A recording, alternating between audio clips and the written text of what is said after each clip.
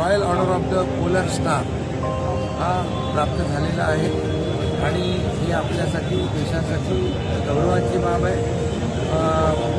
स्वीडनचा पुरस्कार सर्वोच्च पुरस्कार तर प्राप्त झाला, परंतु मोदीजींनी स्वीडन आणि भारत आपलं जे काही नातं आहे ते मजबूत करण्याचं काम या ठिकाणी केलेलं आहे आणि उद्योग क्षेत्रात असेल, इतर सेक्टरमध्ये असेल, त्यामुळे दोन्ही देशांमध्ये चांगले संबंध प्रस्थापित करण्याचं काम त्यांनी केलं आणि अशा 31 देशांचा सर्वोच्च पुरस्कार प्रधानमंत्री मोदीजींना मिळालेला आहे. मला वाटतं जगामध्ये अशी एकमेव व्यक्तिमत्व आहे की नरेंद्र मोदीजी त्यांनी 31 देशाचे सर्वोच्च सन्मान पुरस्कार प्राप्त झालेले आहेत.